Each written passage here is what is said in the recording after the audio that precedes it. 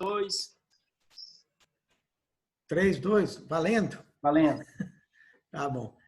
Gente, nós estamos dando início agora à segunda parte da aula nossa aqui hoje, falando sobre a questão da escravidão. E o tema que eu vou trabalhar com vocês e com os colegas da mesa é, obviamente, a questão do século XIX. A gente vem construindo, se vocês separaram, começou com a Metralha falando sobre o tráfico negreiro, o processo de transferência dessa quantidade enorme de pessoas, né, de seres humanos, da África para a América, no contexto da época do mercantilismo e da colonização, especificamente do nosso caso aqui de América Portuguesa. Depois a gente construiu a forma que esses negros estavam sendo lidados com eles aqui no Brasil, em especial, mas não apenas. E agora a gente chegou no século XIX e eu escolhi essa data porque ela tem uma grande transformação. Essa transformação vai levar aquilo que alguns acabam chamando de dois Brasis, bem claros daqui para frente. Um é o Rio de Janeiro, e isso vai remontar até o século XX, gente. É uma coisa construída, por exemplo, pelo próprio Machado de Assis, aquela ideia de que o Rio é uma coisa, o resto é o resto. A literatura portuguesa, a literatura brasileira tem essa distinção. Por outro lado, o século XIX, no início dele, tem grandes transformações por causa da vinda familiar para cá. E a europeização e aquela mudança de dinâmica social que, sobretudo, o Rio de Janeiro viveu. Naquele momento, alguns historiadores da USP chamam de redescoberta do Brasil. Pense que em 1500 você teve o primeiro momento em que a Europa falou-se demais do Brasil. Né? Acabou descobrindo a área, acabou oficialmente declarando que aquilo pertencia a Portugal, como é que era, quem estava aqui. O exótico sempre atrai. Tá? Em 1808, com a vinda familiar, aconteceu mais ou menos a mesma coisa de novo. A Europa começou a falar novamente, onde eles estão? Lá dá para viver? Como é que é? Calor demais? É estranho, etc. E a partir de 1815, com o fim da era napoleônica, o governo português no Brasil, né, a sede portuguesa no Rio de Janeiro, trouxe para cá artistas, intelectuais, pesquisadores para fazer um novo olhar sobre o Brasil. Vem botânico, vem artista, tá? Vem intelectual. E entre esses caras, alguns se destacaram fazendo desenhos, pinturas sobre o dia a dia do Brasil. Tem um livro, né, falando sobre essas questões do momento pitoresco do Brasil, da imagem histórica que ele vai fazer por meio de imagem. Uma coisa que vocês vão perceber, alunos, é que eu tenho que colocar uma linguagem não verbal. Estou com 3 slides só, todos de quadros, tá? 3, aliás, não, 4, eu coloquei mais um na metralha, para a gente poder discutir isso aqui. Esse primeiro do Rugendas é mais para voltar a lembrar e fazer o gancho do início da nossa matéria. Ele é até meio romântico pelo que a gente vê. Você tem aqui um navio onde os negros são colocados dentro do porão do navio para serem transferidos. Repare que o artista tem algumas preocupações. Primeiro, tem um sendo retirado já porque morreu. Para lembrar daquela coisa que vai se associar a Castro Alves com tumbeiro, verdadeiras tumbas, túmulos que navegavam pelo Atlântico. Estão empilhados, mas se a gente olhar, todos estão acorrentados ainda, ou pelo menos a maioria está acorrentada. Você tem aqui uma mulher com um menino. Metralha, eu tenho uma dúvida, uma questão técnica. Como é você que está gravando, o meu mouse não aparece, né? Não, Aparece só o seu na gravação. É. Aqui a tetuda com o neném, tá vendo? Embaixo. Então, esse é o morto. Aqui você tem, né? Isso. Aí você tem a questão de uma criança que está sendo transportado, um bebê, né? Junto com a mãe. Uhum. Você tem eles se alimentando. Bom, primeiro, gente, é uma imagem idealizada, tá? A gente sabe que os navios negreiros, no sistema comum de transporte, eles, na verdade, davam um espaço de menos de meio metro, ou pouco mais de meio metro, para transportar os negros, criando prateleiras de negros, como se fossem bibliotecas mesmo, só que em vez de livros, negros. Numa situação, obviamente, muito mais incômoda do que essa, que com certeza, da gente olhar, já mostra uma sensação de incômodo. E isso volta à nossa discussão lá na parte 1. E é pensando nesse quadro e pensando nessa narrativa que eu tinha que fazer, que eu comentei com o Metralha. Concordo com o Metralha que ele mostrou uma outra coisa, que a gente, de sala de aula, tem que se preocupar em ampliar a visão do aluno. Trabalhar a visão tradicional do negro como mercadoria, do tanto que o tráfico negreiro é odioso, mas lembrar que se para o indivíduo que está aqui no Brasil, transportando esse negro, transformando ele em escravo, ele era uma mera mercadoria, o negro nunca foi uma mera mercadoria. Não é? E assim como uma vez falou Alexandre Magno, o conquistado conquistou o conquistador, aqui é mais ou menos a mesma coisa. O escravizado, em parte, conquista o escravizador. Tá? E aí nós temos essa construção dessa imagem. Outra coisa importante aqui, repare no olhar de que os negros estão para cima, não é uma admiração, é uma submissão. O artista precisa passar essas imagens, a ideia de que eu não vou me revoltar, de que eu já... É uma sina, é quase que uma sina. Talvez seja por isso que você vai ter aquela situação de fazendas, na Cidade do Açúcar, que o Nilton comentava, ainda tinha isso, onde você tem escravos em 1.000 peças, 1.500 peças, e você tinha lá, sei lá, uns 20, 30 trabalhadores livres que controlavam essa escravaria inteira. Há de se concordar comigo que se de repente essas 1.000 peças se revoltassem ao mesmo tempo, não há capitão do mato que segurasse eles. Mas é aquela história, o mecanismo social é que acabava oprimindo essa comunidade. Vamos para o segundo, Metralha. Márcio, só uma coisinha Claro. ainda sobre isso. Quando a gente fala do navio negreiro, e aí um convite aos meninos do terceiro ano, né, que esse ano estão pleiteando fazer seus processos seletivos, e a todo mundo que está assistindo essa aula, quando forem ou tiverem a oportunidade de ir em São Paulo, no Parque Ibirapuera, existe um museu sensacional chamado Museu Afro-Brasil, e no Museu Afro-Brasil tem um esqueleto de um escravo negreiro. Então, assim, quando a gente olha... Tráfico negreiro, de um navio negreiro. Um navio negreiro, perdão. Quando a gente olha para aquele esqueleto, né, para as costelas dele ali, e a gente tem uma noção, quando você lê nos documentos lá, a quantidade de escravos que vinha naquele tamanho de navio, porque a gente fala navio negreiro, a gente pensa num mundo... Parece um transatlântico, né?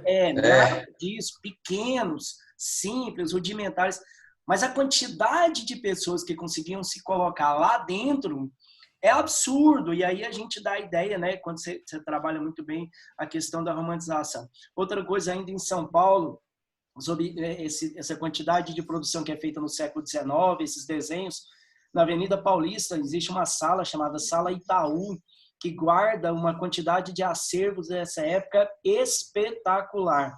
São 2 locais que eu sugiro a todo mundo poder visitar para revisitar. Posso falar mais um, então? Posso dar mais uma dica? Lógico, lógico. Agora a gente então, vale muito... na parte 2, cara. Agora vai embora. Então, assim, se for para São Paulo, também na Avenida Paulista tem o Instituto Moreira Salles. Lá você tem a maior coleção de fotografias da América Latina do século XIX. E muitas dessas fotografias são também de escravizados. A última vez que eu estive lá, estava tendo uma exposição de um fotógrafo que foi para o Rio de Janeiro, um francês, chamado Marc Ferrez. É brilhante. Agora, se você não puder viajar a São Paulo, você pode ter acesso a essa coleção toda no site do IMS. Isso. E aproveitando que vocês estão dando dicas, se for em São Paulo, vá no Bexiga, a cantina da Dona Teresa. Não tem condição, é uma lasanha imperdível. Essa é importante pra caramba também, essa dica. Bom, gente, eu fiz uma contraposição agora de 2 imagens que eu queria comentar no geral e eu acho que aqui a gente vai poder soltar um pouco. Primeiro, eu escolhi imagens clássicas do Debré porque elas costumam ser recorrentes em vestibular. Apesar de, obviamente, a gente estar fazendo uma aula que não é apenas voltada para o vestibular, que não é apenas voltada para o Enem, toda vez que a gente puder também trazer isso para o nosso cenário, eu acho sempre interessante. O Debré tem duas pinturas, né, 2 aquarelas que mostram isso claramente. Essa é de uma pessoa que é uma senhora que não era rica, mas que tinha algumas posses. Reparem em alguns detalhes. E aí a gente vai depois voltar no último slide a comentar algumas questões mais especificamente de história, mas por enquanto vamos trabalhar um pouco a ideia de linguagem não verbal. Veja bem, primeiro ela está sentada em móveis. Móveis que podem não ser luxuosos demais, mas que têm um certo requinte. Uma curiosidade que eu descobri quando eu comecei a estudar sobre os viajantes, aí vamos voltar na minha introdução lá da fala, gente. A partir do fim, né, do domínio napoleônico sobre Portugal, e aí o Brasil passou a ser a sede do Império Colonial Português mesmo, chama situação inversa, né? O Brasil governando Portugal, alguns foram trazidos para cá, os chamados viajantes, e uma das coisas que alguns desses viajantes repararam é que havia um costume muito asiático, sobretudo no mundo urbano carioca. O jeito de se sentar com as pernas cruzadas, tá? A maneira de se comportar, a maneira de organizar os cabelos, a maneira de fazer o corte que a mulher fazia, tudo isso era uma certa influência asiática. Só depois, a partir de agora, é que o Brasil, passando por uma europeização mais forte, é que essas características asiáticas vão desaparecer um pouquinho. Vão começar a ter um comportamento mais europeu, mais do mundo iluminista. Até então, você tinha essa característica. Então, você veja a posição de todo mundo sentado. Não precisa nem dizer que os dois negros nenenzinhos que estão aqui, a ideia óbvia de passar aquela imagem de quase que um bicho de estimação. Eles disputam espaço com o micro de leão dourado que está amarrado aqui, ó, no canto, para quem está vendo ele. Tá? E você tem uma serviçal. Você tem uma serviçal trazendo um pequeno jarro de água, né? O pessoal lá devia ter sede nessa época. Ou seja, uma visão eurocêntrica. Uma das coisas que a gente mais fala sobre os viajantes, estava comentando com o Crete antes da aula começar, gente, que ele também está estudando essa parte, é o tanto que o olhar do viajante ainda é eurocêntrico. Ele tem uma dificuldade muito grande de separar o que seria uma dinâmica daquela sociedade para uma visão preconceituosa que ele constrói.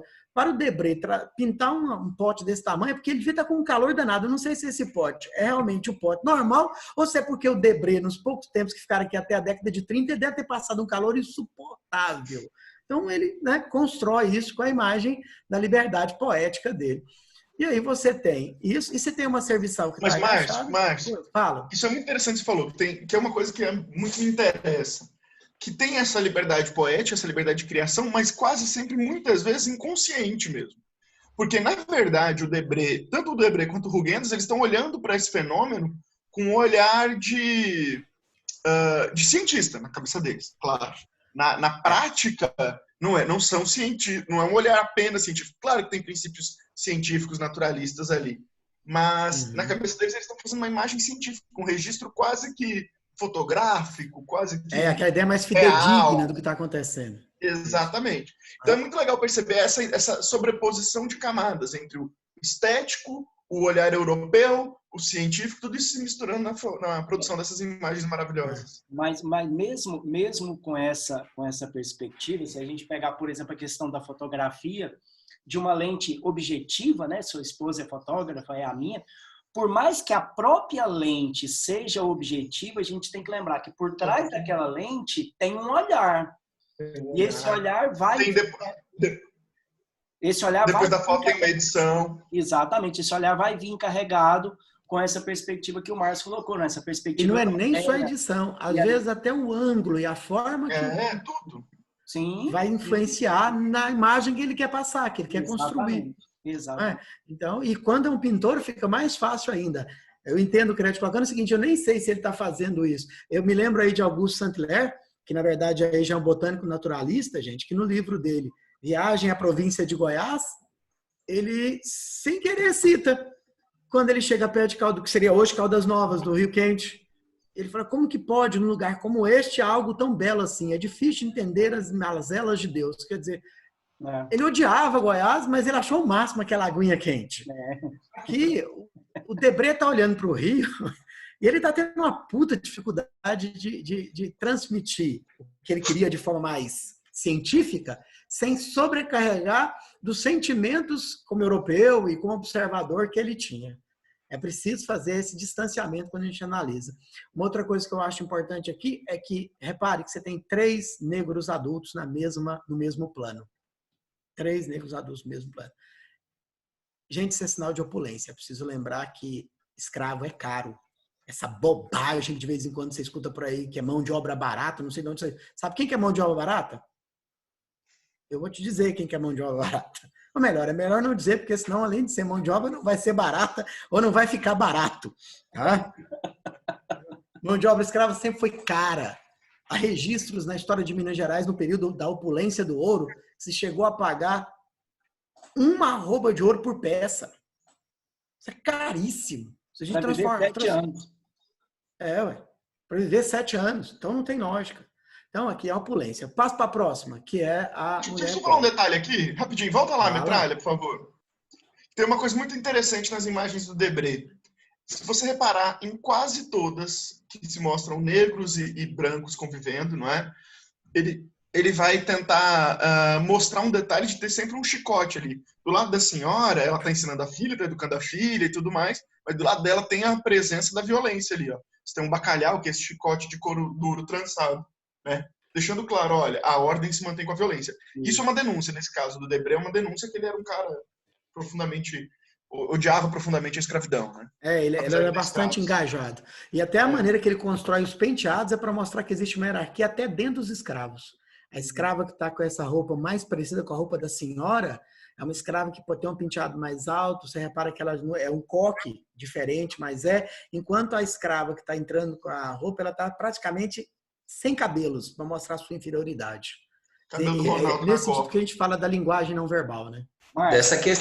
Dessa questão que o Márcio falou, né, dessa hierarquização dos escravos, né, é bom a gente referir ao termo boçal, né? O termo boçal é utilizado para aqueles escravos recém-chegados da África, não aculturados, né, pelo europeu, né? Então ele tinha muita dificuldade de entender as coisas, né? Isso se tornou um termo pejorativo, né? Aquele escravo que não sabia fazer as coisas direitos, né? Aquele escravo que chegou recentemente da África, que era diferente dos ladinos, né? Que eram aqueles escravos, né, africanos, só que eles já estavam, né, no processo, né, de aculturação, não é assim? Então eles já estavam adaptados. Diferentemente dos crioulos, né? Que os crioulos eram aqueles escravos, né?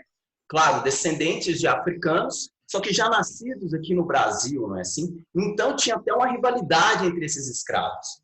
Os ladinos e os escravos boçais, eles tinham rivalidades, né, com os crioulos aqui, tá? Só para a gente mostrar, né, essa reflexão, né, dessa hierarquização acima dos escravos. Ok, metralha, calei minha boca. Tá caminhando, mas 15 tá ótimo ainda. Vamos lá. Vocês falam demais, gente. Bom, então vamos tentar ser um pouquinho mais sérios, até porque a base da compreensão vocês já tiveram. E aqui a gente tem um dos quadros mais clássicos do Debré, tá? Família pobre em sua casa. Aqui você está vendo uma negra em pé, a bicha é boa em equilíbrio, né? Ela não só carrega um tonel em cima da cabeça, como ainda põe uma penca de banana em cima do tonel. Então há de se imaginar que o tonel não está vazio, tá? Ah, tem só banana? O que tem eu não sei, eu sei que tem banana no negócio. E se você reparar o tamanho, essa negra deve medir 2,12 m. Se fosse no mundo de hoje, já estava fazendo esporte, igual você falou, cara. Estava jogando basquete. Não no momento, porque no momento está todo mundo parado. Mas somando ela, mais o tamanho do balde, eu não sei como é que ela entrou aqui nessa casa. O tamanho dela agachou e fez uma força dada. Mas, em suma, a imagem que está sendo construída é dela dando o fruto do trabalho daquele dia para a senhorinha que está ali tecendo. Tá? Esse quadro, gente, ele passa um monte de informação. Você repare que você tem uma casa com uma situação física de decrépito, não tem móveis igual no anterior, você tem uma esteira de madeira só aqui embaixo, tá? O vaso está quebrado, tem animais silvestres, animais domésticos, perdão, mas aqueles de criação dentro da casa. Você tem um gato, mas você tem uma galinha, você tem um pato, você tem um marreco, sei lá que inferno que é isso, tudo aí misturado, tá? O que mostra exatamente declinação. Só que se a gente for olhar a obra pitoresca, né, e histórica do Debré, lá ele narra e descreve esse quadro. E aí você começa a perceber que ele, na verdade, está fazendo quase que uma declaração político-social neste quadro. Primeiro, ele nos ensina que esse quadro representa uma família que decaiu financeiramente. Decaiu financeiramente. Ele, inclusive, cita na narrativa dele de que na porta havia uma fechadura portuguesa, que seria caríssima. É quase que a família perdeu tudo, mas ainda tenta manter arraigado aquele laço de que um dia fomos alguma coisa. A anciã, a velha que está, obviamente, à direita da tela, ela pega e transforma bolas de algodão em fios de algodão para que a sua filha pudesse tecer essa roupa. Roupa que seria vestida, de acordo com o Debré, pelos três. Então, olha que dinâmica. Você lembra da frase mais clássica do mundo de Padre Antonil com relação à escravidão? Nada se faz, nada se produz, nada se cria. No Brasil, são os casos, eles são as mãos e os pés do seu senhor. Sim. É engraçado como é que aqui muda, né? Aqui, ambas, pelo empobrecimento, venderam os escravos que tinham, venderam o que tinham, ficaram só com um escravo de ganho. Escravo esse que faz o serviço externo, quer dizer, trabalho lá fora para as pessoas verem se ainda é coisa de escravos. Mas para que a gente tenha o que vestir, quem pega a bola de algodão e transforma em fio, e quem pega o fio e transforma em tecido, são os brancos. Enquanto o escravo de ganho vai para fora trabalhar. No próprio livro do Debré, ele comenta que essa escrava carregava água durante o dia para conseguir os tostões necessários para que as três tivessem o que comer. E, por outro lado, a menina, né, a jovem senhorinha, tece as roupas para que as três tenham o que vestir. Tá? E aí entra, esperando depois os colegas comentarem, no nosso último, para a gente discutir escravo de ganho, que eu acho que é uma coisa que, sobretudo, novamente, o eixo Rio-São Paulo Deixa eu só fazer mais um comentário sobre aquela. Volta lá, metralha. Detalhe importante, por que essa família está em desgraça? Repara. Não, na família pobre. Da família pobre. Bom, por que essa família está em desgraça? Por que empobreceu? Vocês repararam a ausência do quê aqui? De homens, né? Não tem o provedor. E aqui eu estou falando justamente, o próprio Debré fala isso. Da sociedade patriarcalista. Isso, mas mais do que isso, era uma família que girava em torno do trabalho masculino. As mulheres não trabalhavam fora de casa, como o Márcio muito bem falou. Então acabou, não tem sustento a não ser a escrava, a velha escrava. E aí o que você faz com o patrimônio que a família tinha? Você vai vendendo, primeiro você vende os escravos básicos, os direitos, depois você vende os escravos que têm mais valor e mantém, quando muito, um que vai, de preferência, ficar vivo mais ou menos o mesmo tempo seu, pra você não ter que trabalhar. Porque lembremos, essa é uma questão da cultura escravista. Trabalho é coisa de escravo. De escravos, trabalhos manuais, principalmente. Isso, e negocia os móveis, a própria casa, né? Que poderia não ser. Você sabia, só uma curiosidade, sabia como é que a maioria das famílias, quando a viúva ficava assim, evitava a desgraça? Casamento arranjado. Precisava de alguém assumir aquilo, e era comum. Porque aí aquele homem, muitas vezes sem posses, ao assumir as posses da família enviuvada, era vantagem para ele e era vantagem para a família também, porque teria como lidar. Aliás, tem um cara famoso na história da humanidade, Teixeira, né? Casou com a tal de Fátima. Mas esse é outro assunto, né? Outra aula.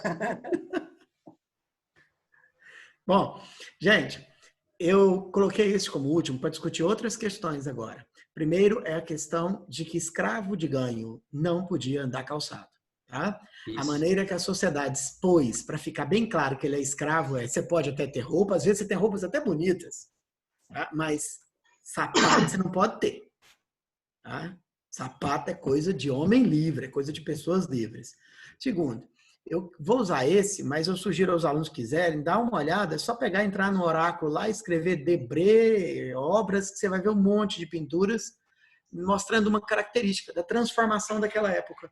O mundo do Rio de Janeiro se transforma muito rápido entre os anos de 1808 e 1830. Mais rápido que você não acredita. O número de comércio que aumenta, a intensa relação comercial, e aí os escravos de ganho ganham peso lá.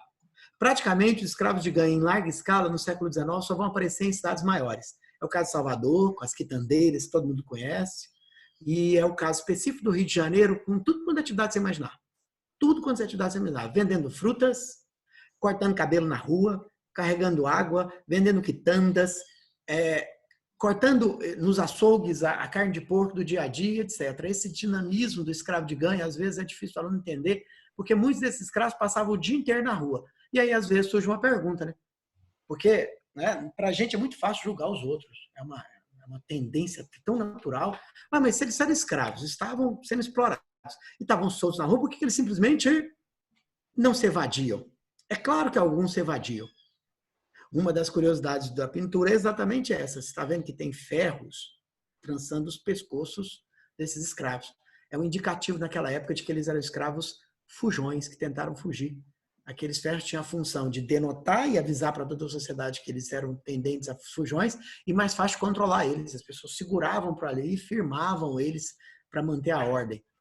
Uma outra curiosidade é que quem trabalhava nesse tipo de atividade, fazendo a forja para isso, aí não era colocado. Era uma espécie de benefício para eles, porque era quem forjava esses ferros. Márcio, essa questão da vigília é muito importante, porque a gente acha que os escravos rurais das fazendas de plantation, né, eles tinham uma dificuldade em fugir às vezes, né, por causa dos capitães do mato, dos feitores.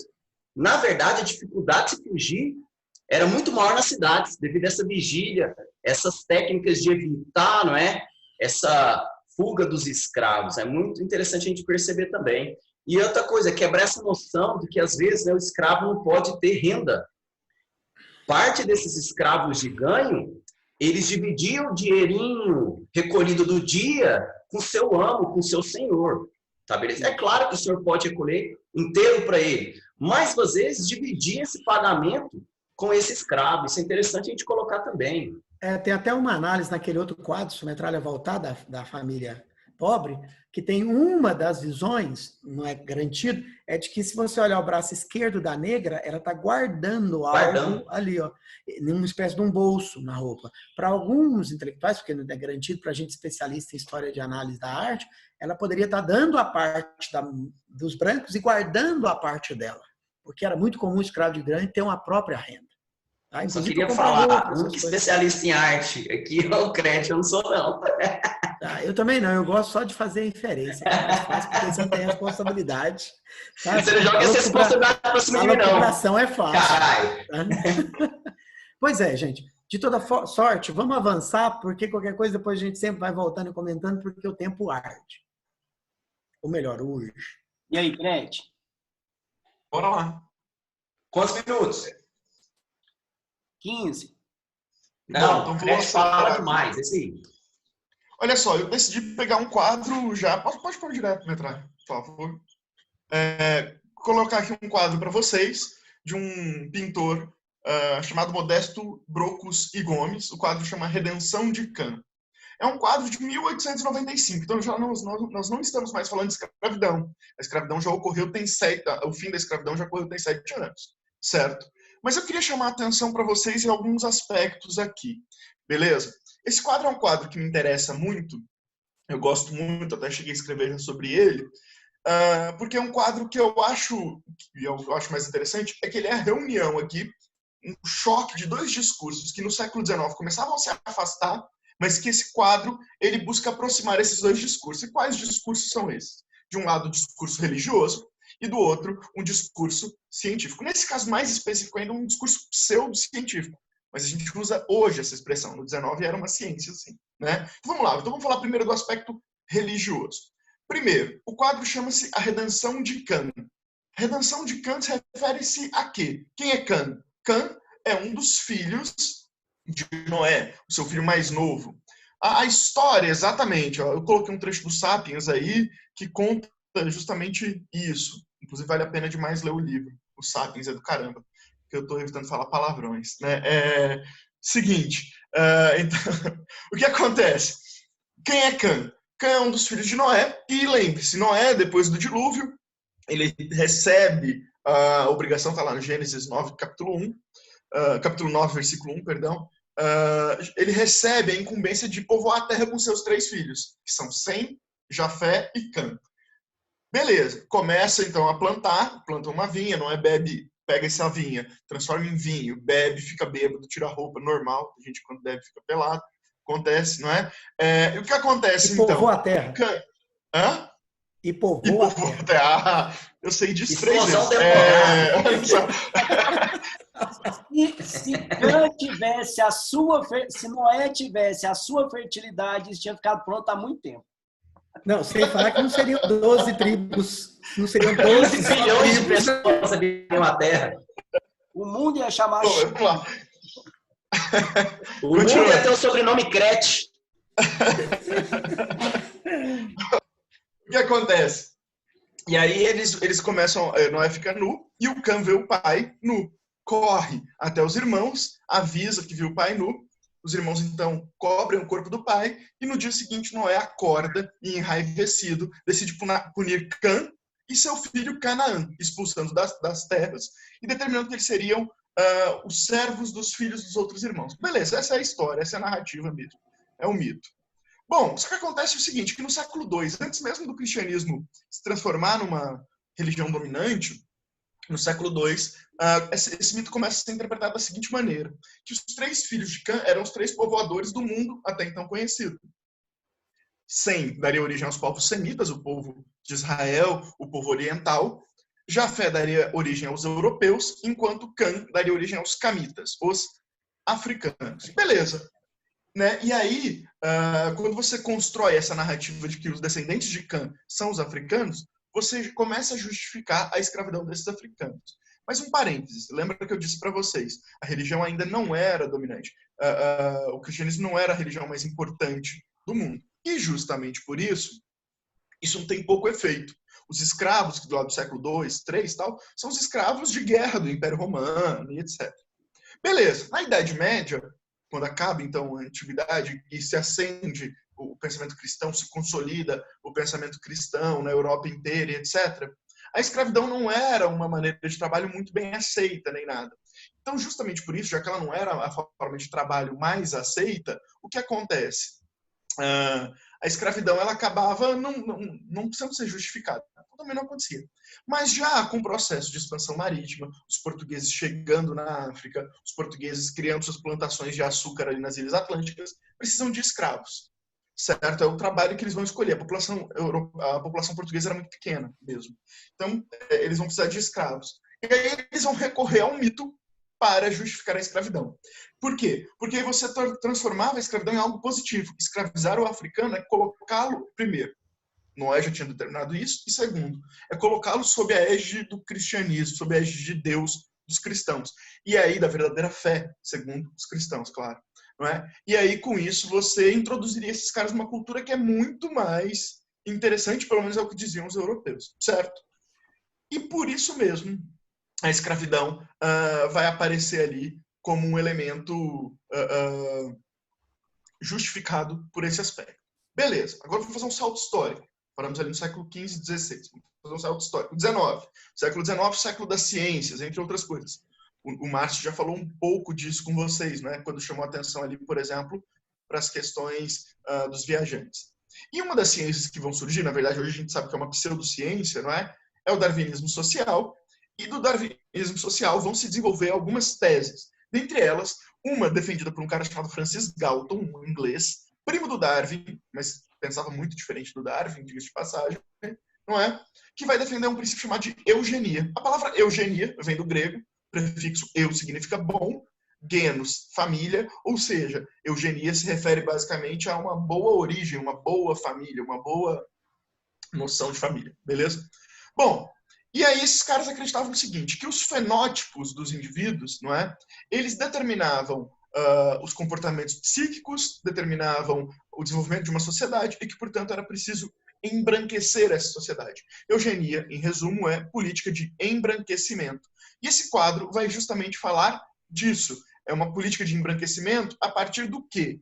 Perceba, aqui, usando um tema clássico da história da arte, que é a Sagrada Família, não é? A família de Cristo, se mistura as figuras aqui terrenas com a Sagrada Família. Você tem uma Virgem Maria, você tem uma Santa Ana, que é a mãe de Cristo, a mãe de Maria, você tem o menino Jesus e o José. Só que aqui é uma Sagrada Família mestiça, miscigenada, não é? Você tem uma Santa Ana, eu vou chamar Santa Ana, claro, entre aspas, que é uma ex-escravizada, afinal, já passamos pela liberdade aqui, certo?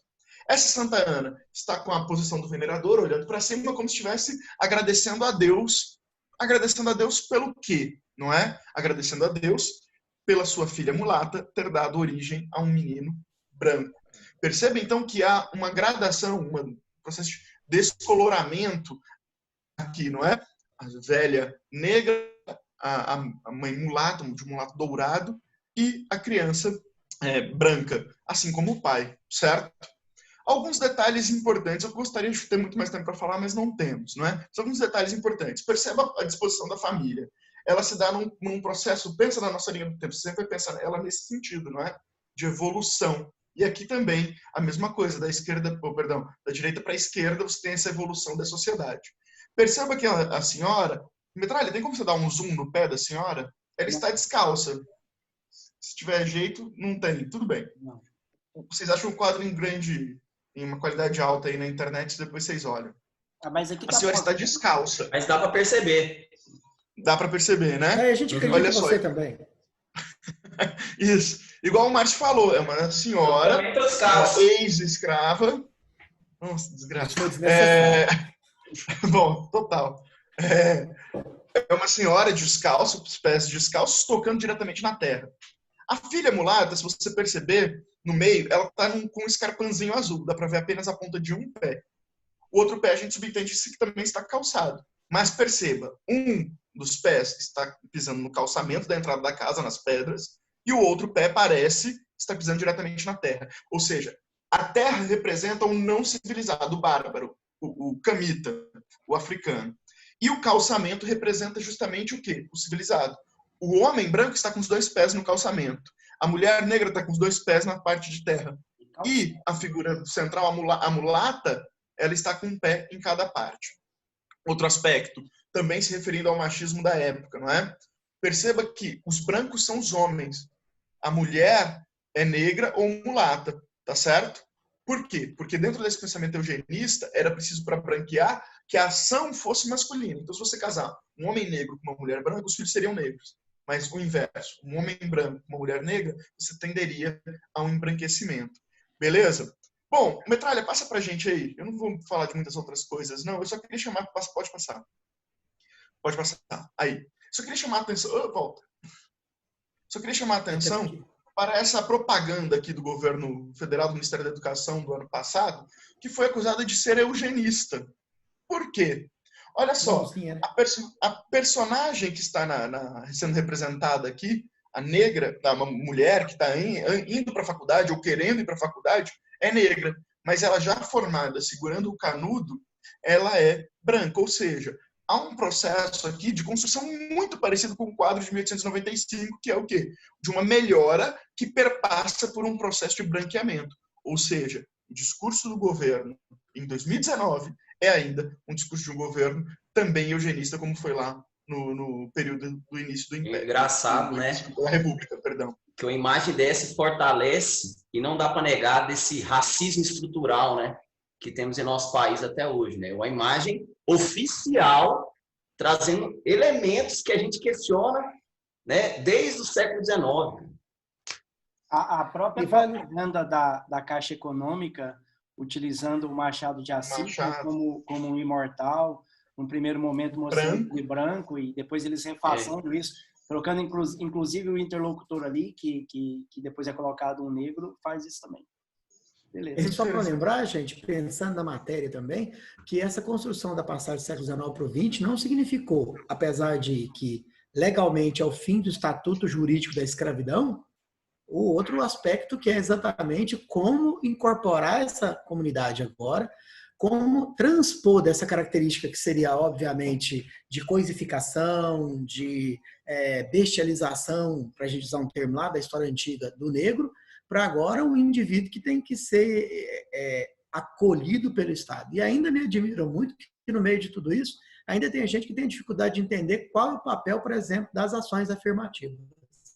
Ainda se ousa, nos dias de hoje, com toda essa informação, estabelecer, não, mas isso aí não precisa, ou isso, na verdade, cria um mecanismo deles usar como muleta, ou qualquer outro desses discursos que a gente sabe que o único objetivo deles é perpetuar uma linha de raciocínio conservador e, pior, de um branco que nem branco é, né? Porque estamos nós 4 aqui, ninguém aqui é branco, desconfia.